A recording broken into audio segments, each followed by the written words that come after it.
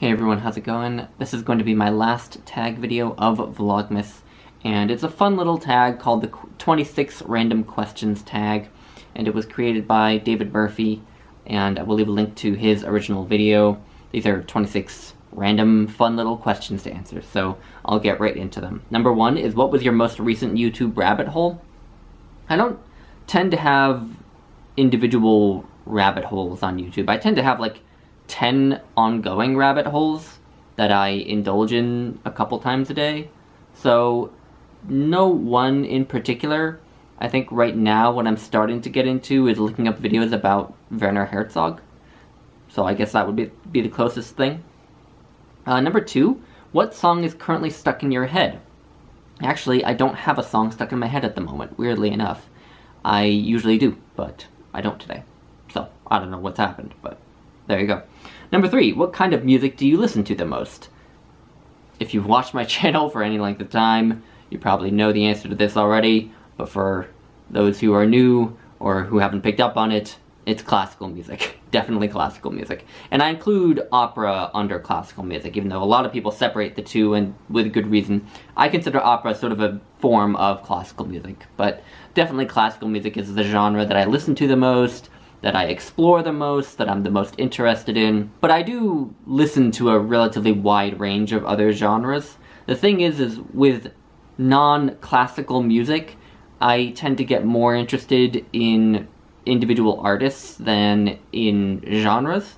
So I don't really listen to country, but if a country artist came along who struck my fancy, I might start listening to them, and so on and so forth. So I outside of classical, I do listen to a fair range of other genres, not with any kind of thorough exploration, but definitely the one genre that stands above the others is classical.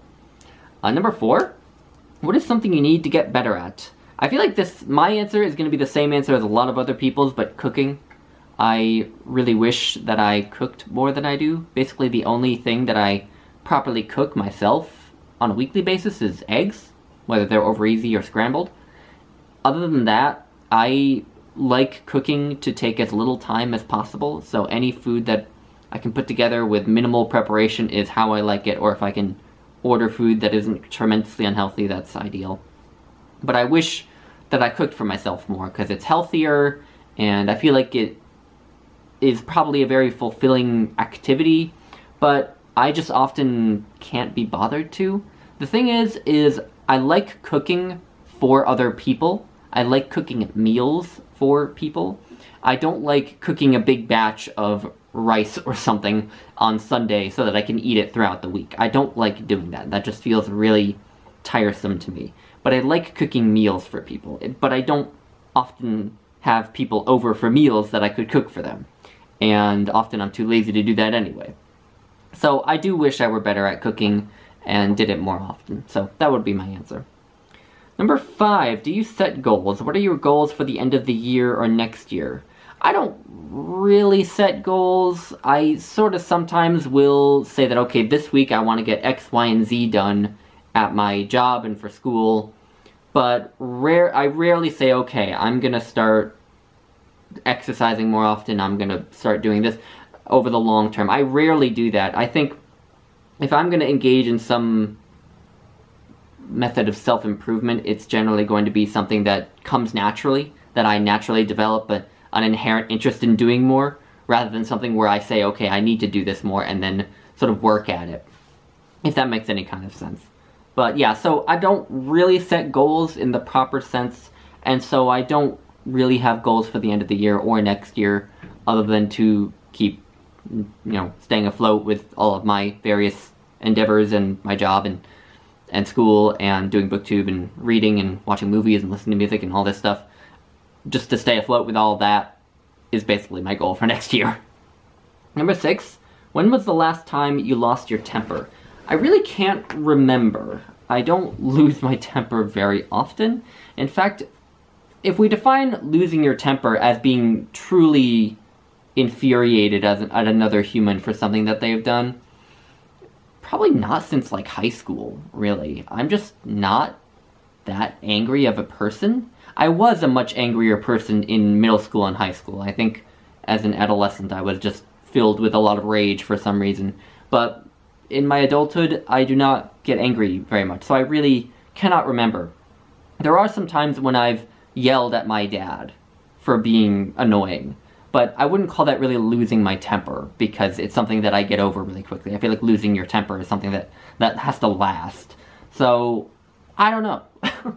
Number 7, do you swear too much? I think I swear just about the right amount. I don't swear too much, but I do use swear words occasionally. I think they're nice to punctuate statements that you want to make very strongly sometimes. So I don't think I swear too much, but I swear some. Number 8, do you spend too much money on shoes? No, not at all. In fact, I should probably spend more money on shoes, because I tend to wear shoes until they're basically falling apart. I have almost zero interest in shoes as an object. Basically, as long as they do their job, I don't want to think about shoes. So, no. Definitely do not spend too much money on shoes. Should actually probably spend more money on shoes. Number 9, what is the worst book you have ever read? The book that comes to mind for me is a fantasy novel called The Queen's Poisoner by Jeff Wheeler. And really, this is one of those books that is so bad that tearing it to shreds is almost kind of a waste of time, because it's just so pathetic. The writing was just horrendous. It was so amateurish. The characters were wooden, the story was uninteresting. It was just a bad book. It was self-published, so I'm guessing the author didn't have any kind of an editor and didn't have any kind of gatekeeping done to make sure that the book that was getting published was actually good at all. And you can tell, because it's just bad. It's a bad book. So that would probably be what I would call the worst book I've ever read. Number 10, are you a homebody or are you more adventurous? Definitely more of a homebody. I like staying at home. I like doing the same things week in and week out. I'm really boring, which is why I've never done like a day in the life kind of thing for me, because it would just be so profoundly boring that it would just be an uninteresting video at best. At worst, it would be like kind of pathetic to see just how repetitive and dull my life is. But yeah, I'm much more of a homebody. I do occasionally like doing things like going on road trips to various places, as some of you have seen on my channel, which I've posted about. But on the whole, I'm very much a homebody who likes sameness and routine and being in my place with my cat. So, yeah. Number 11, do you take naps? The only setting in which I will ever be able to nap is either when I'm a passenger in a car or when I'm a passenger on a plane. For some reason, I have a very easy time falling asleep in those two settings. But if I try to go and lie down in bed to take a nap in the afternoon, I just never fall asleep. It just doesn't happen. Usually what I say, somewhat facetiously, is that I'm physically incapable of taking a nap. And yeah, so no. And also in two settings, yes. Number 12, have you ever been to Minnesota, the greatest state in the Union? I have been there once or twice, depending on how you count. I had to pick my brother up from the airport in Minneapolis because he decided to fly in to that airport instead of to the Des Moines International Airport, which is much closer to me, because he could get a cheaper flight ticket there. And so I had to drive there to pick him up, and my mom also, I should mention my mom was also visiting. So I had to go there to pick them up, and I had to drive back to drop them off. So if you count that as one visit or two visits, depends on your life philosophy, I guess, because I did go there on a Thursday and on a Sunday, but it was just for a weekend visit, so I don't know. And I didn't do much there. I visited one bookstore, and it wasn't even one of the famous bookstores there. So I've been there, but haven't done much there. Number 13. Have you ever tried to emulate someone? No, not really. I do have people I take as role models to some degree, but I've never explicitly tried to be like someone else. Number 14. What is the worst food you have ever eaten? Well, I tend to get a lot of flack for this, but I really don't like Thai food. There is just some spice that is used a lot in Thai food that tastes like dirt to me. that makes everything in Thai, everything I could eat at a Thai restaurant taste like dirt to me. Even fried rice. Fried rice from a Japanese or a Chinese restaurant is one of my favorite foods on planet Earth. But I cannot eat Thai fried rice because of this spice that they use a lot of. I don't know what it is, but I cannot consume it. I can't stand it. And another problem I have with Thai food is often the texture. The texture of a lot of the noodles in Thai food is very mushy, and I do not do mushy textures well when it comes to food. I also can't eat pho, the Vietnamese noodle, because the texture of that noodle is also just, I can't take it. And I also can't eat nigiri, the form of sushi where you have the slab of fish over a ball of rice. I can't eat that either, because again, just the texture of the raw fish is not for me. So Thai food would be my least favorite food in the world. Number 15, do you enjoy bars? What kind, or are you or have you been a regular at one? I am not a big fan of bars, no. The only setting in which I have ever enjoyed myself at a bar is when I went to a bar with a group of friends, and it wasn't that busy at the bar, and we just kind of sat down, had a couple drinks, and talked the night away, basically. That's the one setting in which I enjoy a bar. But I don't like going to busy bars, I don't like going to a bar alone, I don't go to bars to meet people by any means. And so, what kind? Well, a quiet one. And then, have I ever been a regular at one? Well, you can probably guess, no. Number 16, have you ever been hungover? I don't think I've really ever been properly hungover, like really hungover, where you like feel sick. I have once in my life felt really crappy the morning after I drank. And that was mostly because I drank a bad combination of different liquors. And so now I do not do that anymore. I drink only, if I'm going to drink liquor, I drink one kind of liquor in a night, not multiple kinds, because that was a bad experience. So I don't think I've really had the full experience of a hangover, because even that morning I was able to get up and walk around and talk and function just fine. I just kind of felt like I had a headache and a little bit nauseous. So I don't think I really had the full experience of a hangover. But yeah, I don't really get hungover. Sounds like David is a little bit like me in that we're just people who somehow don't get hungover, and that's really frustrating to other people, but that's how I am. Okay, number 17. When was the last time you laughed out loud while reading? I don't do this very often. For some reason, it's difficult for humor to land through reading for me. And in general, I just don't have a great sense of humor anyway, so the things I tend to find funny don't tend to be the things anyone intends to find funny. But the last time that I did read while reading was while reading Northanger Abbey by Jane Austen, which is definitely one of the funniest books I've ever read. It's the first book by Jane Austen that I've really loved, just fiercely loved, and a large part of the reason that I liked it was because it was so funny. And that's not usually the reason I like a book. Normally I like depressing, heavy stuff, but Northanger Abbey was a lot of fun. Number 18. How would you label or describe yourself politically? I would describe myself politically, in brief, as a leftist who frequently finds himself frustrated with other leftists. So I'll just leave it at that. Number 19. What was the last movie you watched? The last movie I watched was Happy People, A Year in the Taiga. This is a Werner Herzog documentary about people who live in the backwaters of Siberia, and it was very, very interesting. Number 20. Do you want kids? Do you wish you had kids? If you have kids, give a piece of advice.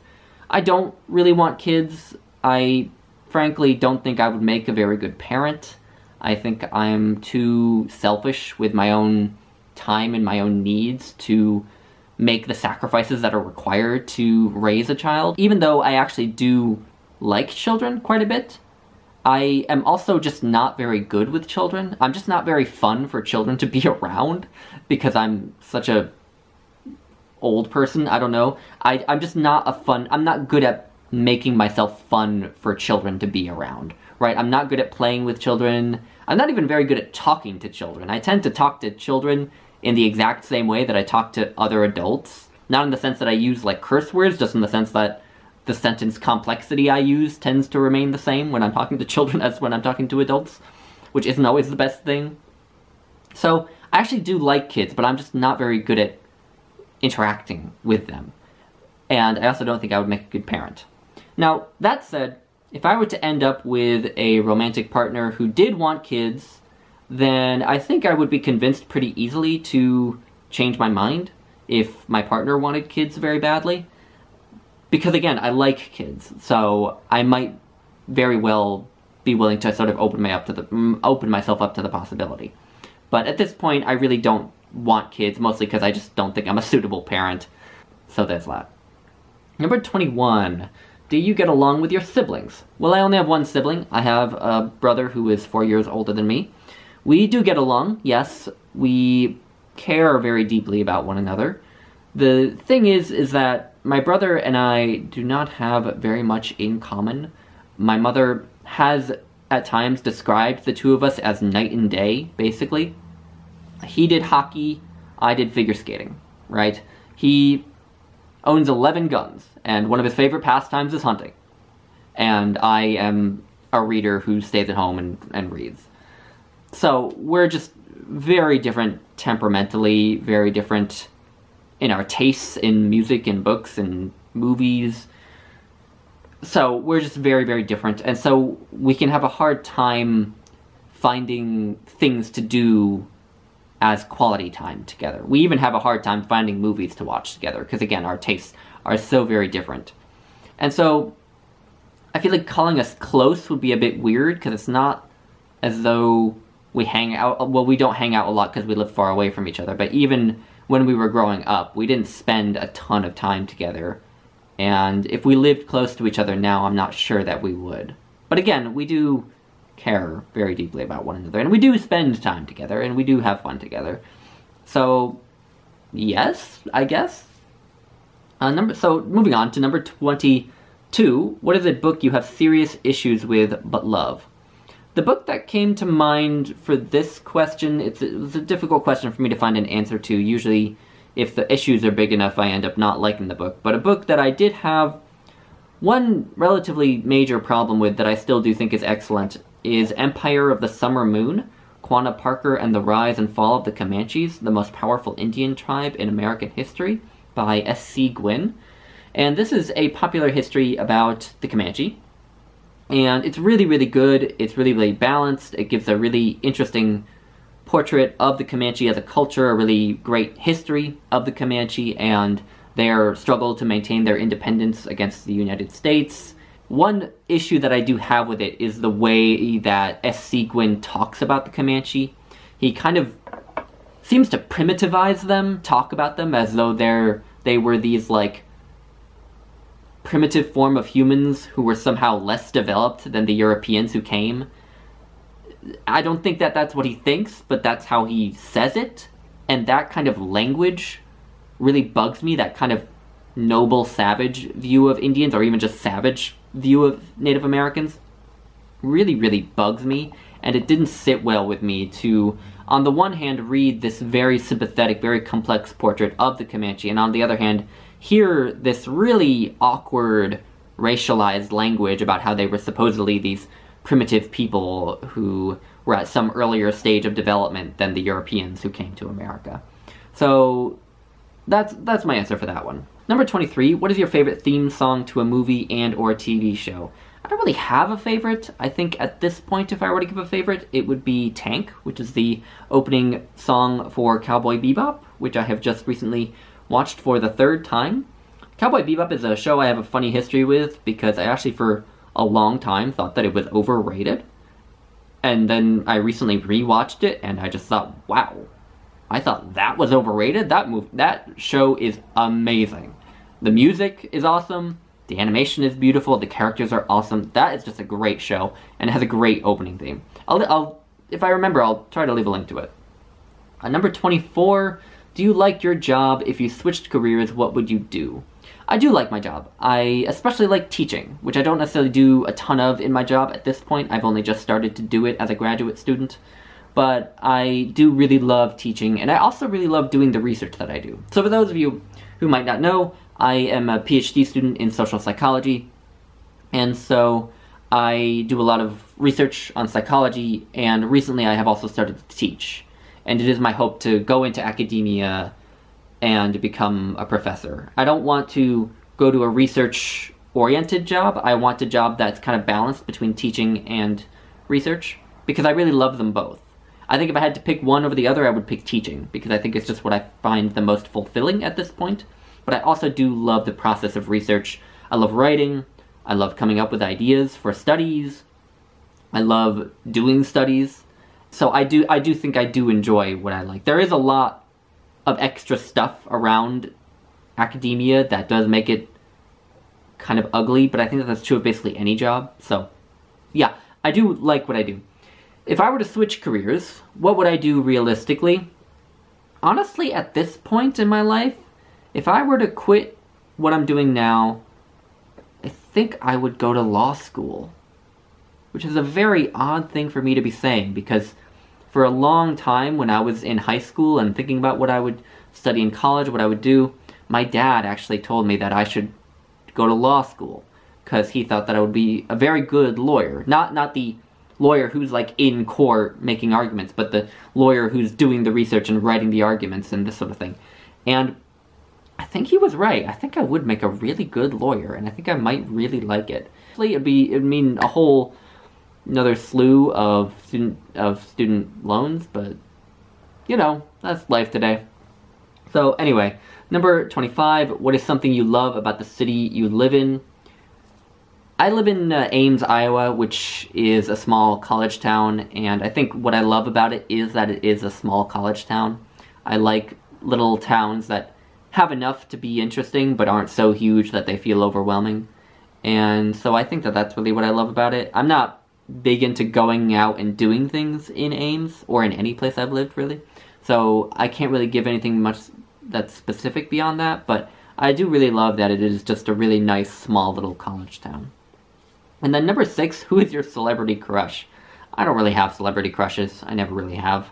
I've never really understood having celebrity crushes, so I don't really have one. So there you go. So that's the 26 random questions tag. I hope you enjoyed. I will leave it at that. Thank you for watching, and talk to you soon. Bye.